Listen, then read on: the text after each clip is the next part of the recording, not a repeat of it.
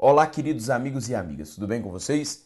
Nos blocos anteriores versávamos acerca de morfologia e sobre as características ligadas às 10 classes gramaticais.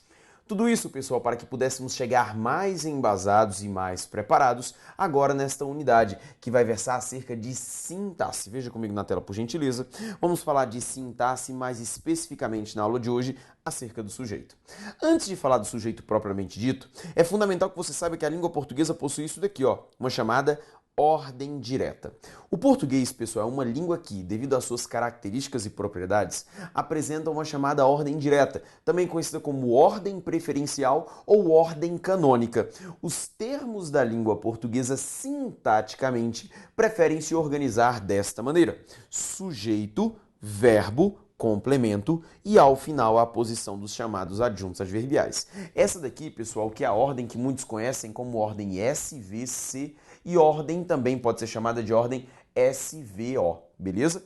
A ideia aqui é entender que o S é o sujeito, o V é o verbo e, por fim, o C são os complementos. Sujeito, verbo, complemento. Gramaticalmente, os termos preferem se organizar desta maneira, tudo bem? Primeiro o sujeito, depois o verbo, na sequência o complemento. Nada impede, meus amigos, que esta ordem seja desfeita. Por exemplo, a anteposição do adjunto adverbial ou a posposição do sujeito. Essa é só uma ordem, como eu acabei de afirmar, preferencial e não obrigatória, tudo bem? Além disso, você acabou de perceber comigo que quem apareceu aqui na ordem sujeito, verbo e complemento foi o verbo. E é o único elemento que aparece tanto na morfologia bem como na sintaxe. E é por isso que eu reitero a vocês a importância da identificação do verbo. Porque o verbo ele vai ser a ponte para você entre a morfologia e a sintaxe. Porque o verbo ele aparece na morfologia, o verbo aparece na sintaxe. Tudo bem? A primeira relação que queremos tratar, gente, é a relação que envolve o sujeito e o verbo. Essa é a primeira relação de que iremos falar. Tudo bem? Entre sujeito e verbo, pessoal, ocorre uma relação gramatical entre sujeito e verbo. Ocorre uma relação gramatical conhecida como concordância verbal. Concordância verbal.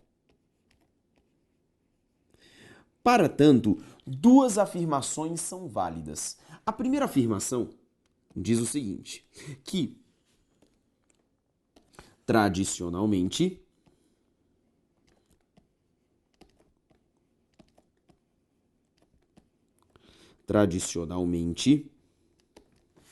o verbo concorda com o sujeito. O sujeito. Essa é uma afirmação tradicional. O hábito gramatical nos diz isso. Mas é válido dizer também que há um posicionamento um pouco mais gramatical acerca da questão. Gramaticalmente,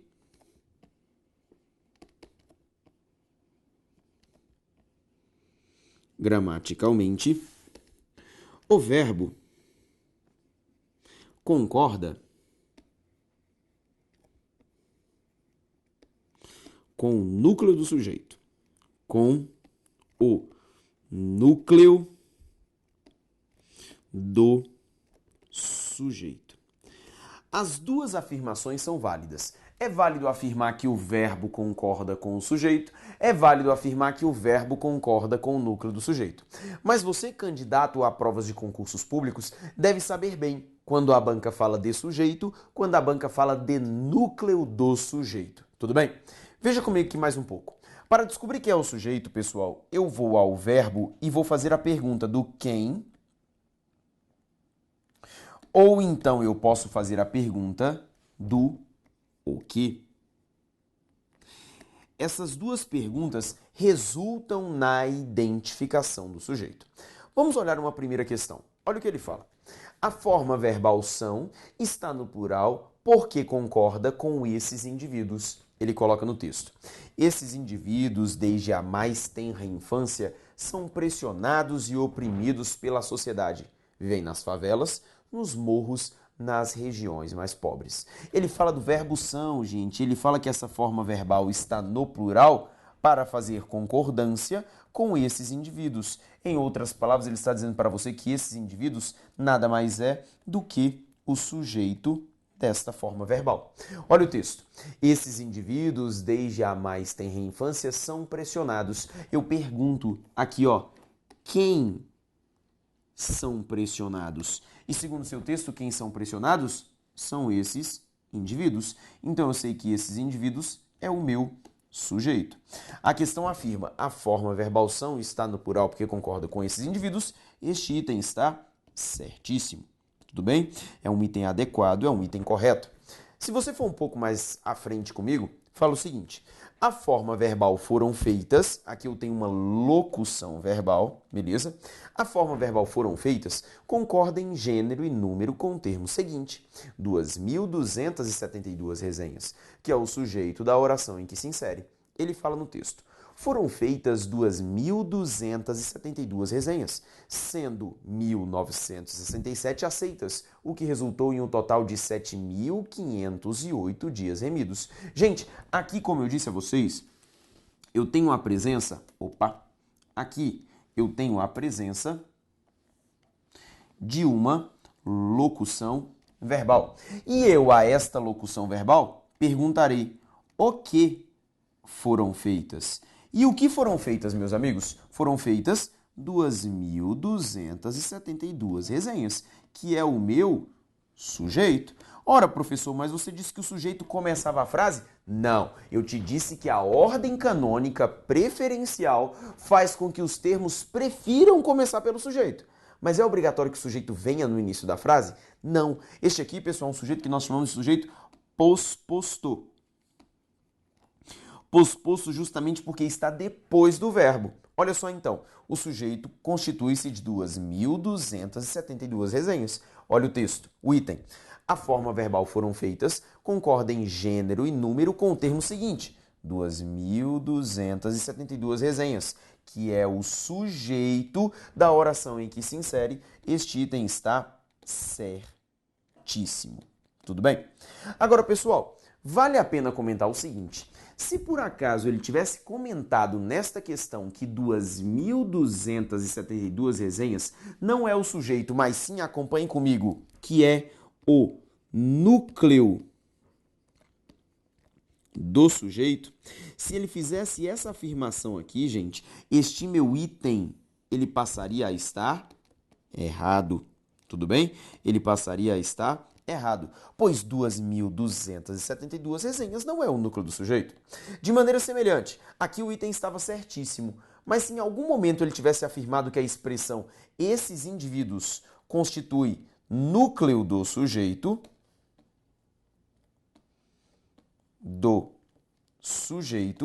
se ele tivesse feito para você essa afirmação, este meu item novamente, ele passaria a ser errado. Tudo bem? Então você precisa estar atento se a questão fala de sujeito ou se fala de núcleo do sujeito.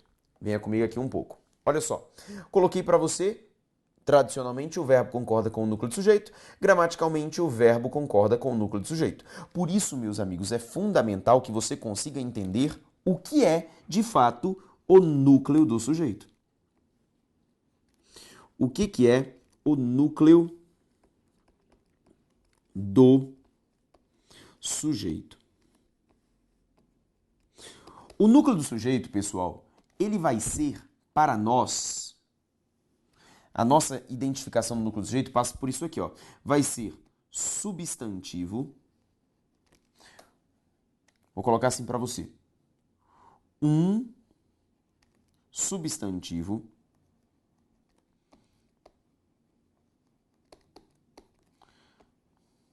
que esteja sem preposição.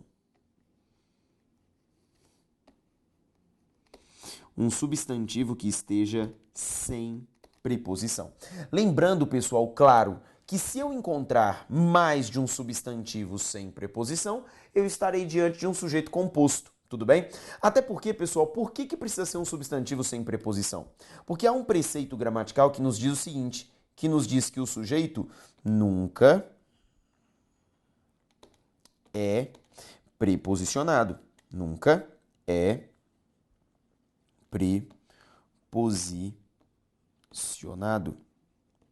Tudo bem? Há um pressuposto que nos diz que o sujeito nunca é preposicionado. Chamo sua atenção para duas observações que vou colocar aqui em cima. Observação 1. O caso do sujeito composto, em que eu vou ter mais de um núcleo. E também chamo sua atenção para algo que veremos lá no período composto, vou colocar para você observação 2, os chamados sujeitos oracionais. Porque quando eu tenho na gramática da língua portuguesa sujeitos oracionais, o núcleo passa a ser o verbo, tudo bem? O núcleo passa a ser o verbo. Só que, pessoal, só falaremos dos sujeitos oracionais quando chegarmos lá no período composto, ou seja, quase no fim do curso, tudo bem?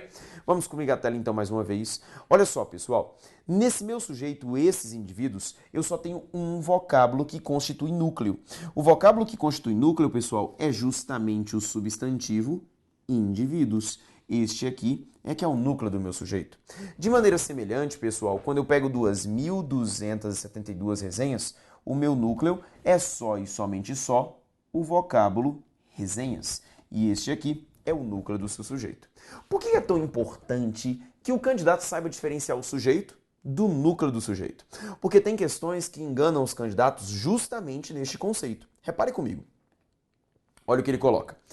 Há evidências de que a oferta de medicação domiciliar pelas operadoras de planos de saúde traz efeito positivo aos beneficiários. E o examinador afirma, a forma verbal traz, que aqui está no singular porque concorda com o núcleo de seu sujeito.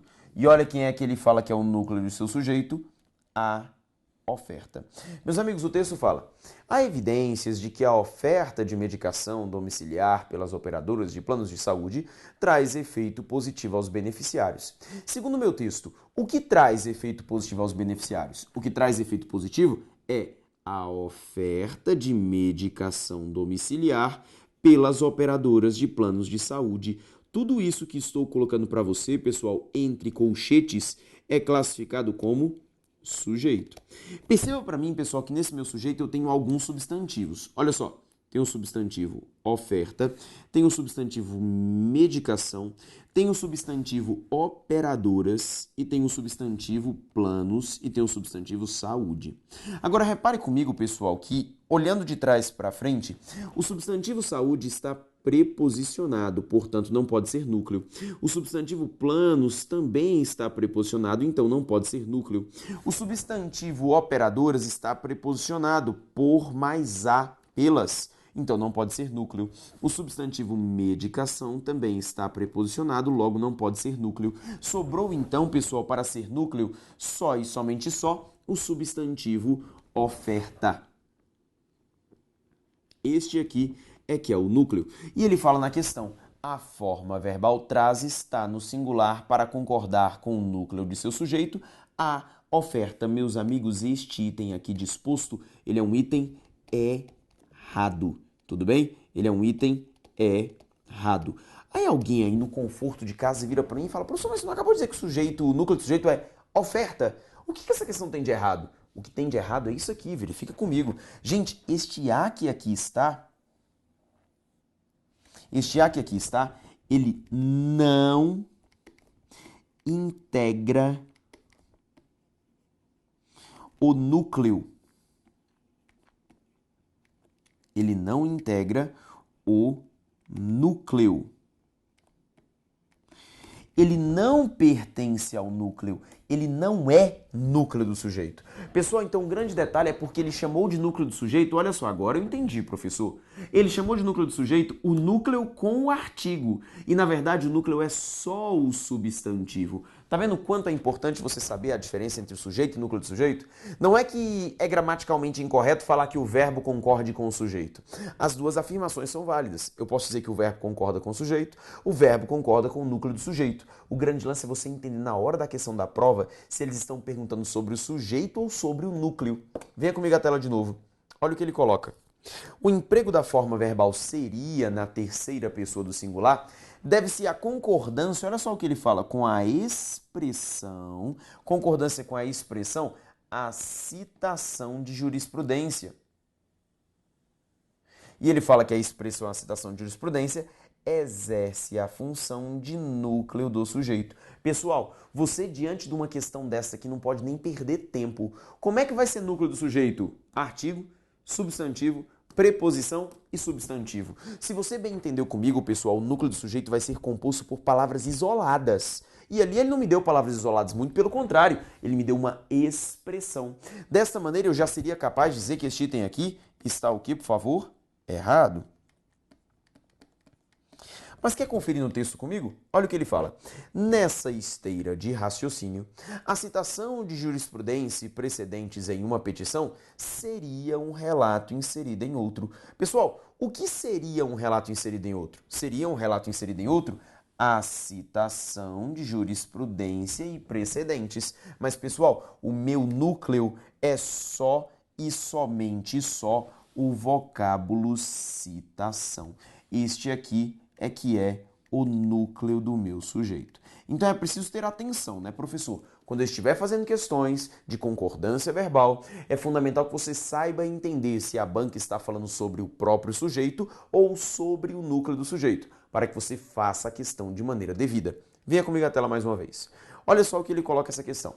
Mantém-se a correção gramatical do período a substituir por são, desde que também se substitua leva por levam. Repare comigo, pessoal, que o que ele quer é que você tire um verbo do singular e coloque no plural. Só que só quem é capaz de permitir esta mudança de concordância é o sujeito. Vejamos a tela. Olha o que ele fala. A fiscalização do cumprimento das garantias de atendimento é uma forma eficaz de certificar o beneficiário da assistência por ele contratada.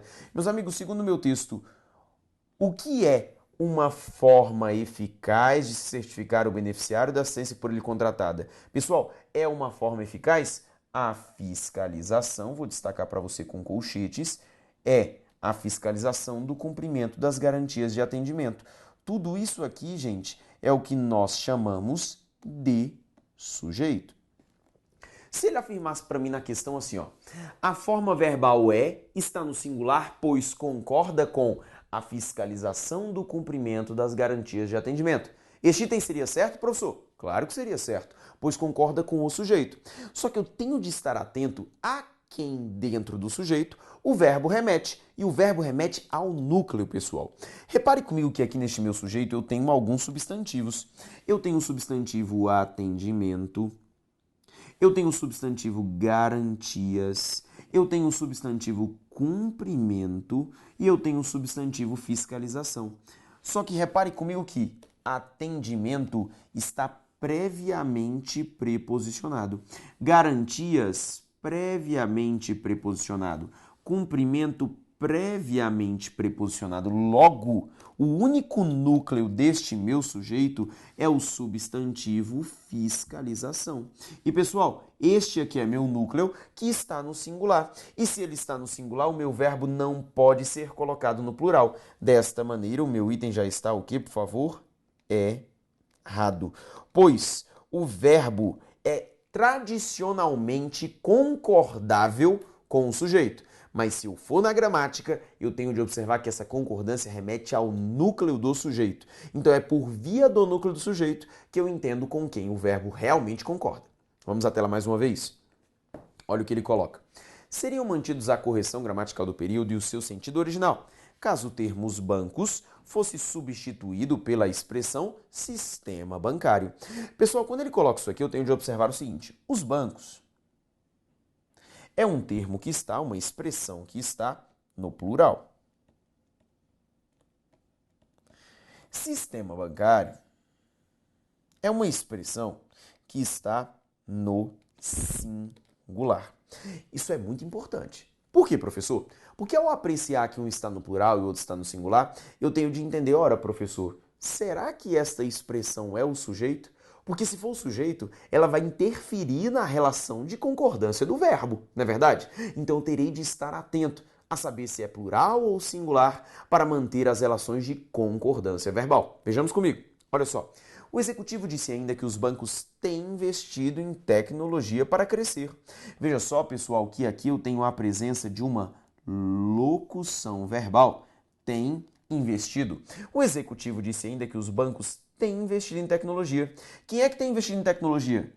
Os bancos, pessoal. Este aqui é o meu sujeito, cujo núcleo é o substantivo bancos. Este é o meu núcleo. O núcleo é o substantivo bancos. Perceba que bancos está no plural em concordância, olha só, com quem? Com o verbo auxiliar. Nós já estudamos aqui, pessoal, neste nosso curso, que o verbo tem com acento representa a terceira pessoa do singular. Perdão, o verbo tem com acento representa a terceira pessoa do plural, enquanto o verbo tem sem acento representa a terceira pessoa do singular. Caso eu queira trocar os bancos por sistema bancário, eu deveria também retirar o acento, a fim de que eu priorizasse as relações de concordância verbal. Desta feita, meus amigos, então essa minha questão ela é uma questão o quê, por favor? Errada. E por que é um item errado, pessoal? Porque para que ele estivesse certo, uma das sugestões que ele deveria fazer era não só trocar os bancos por sistema bancário, mas também retirar o acento diferencial da forma verbal tem. Perfeito? Vamos à tela mais uma vez. Acompanhe comigo, por favor, esta questão aqui, ó. Ele fala assim, ó, o fim da Idade Média, no século XV, e o ressurgimento das cidades no período renascentista representaram profundas mudanças para a sociedade da época. Ele fala, a forma verbal representaram está no plural para concordar com o sujeito composto da oração. Opa!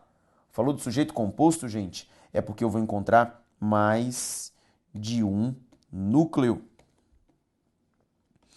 E ele fala que é para concordar com o sujeito composto da oração, cujos núcleos são fim, século, ressurgimento.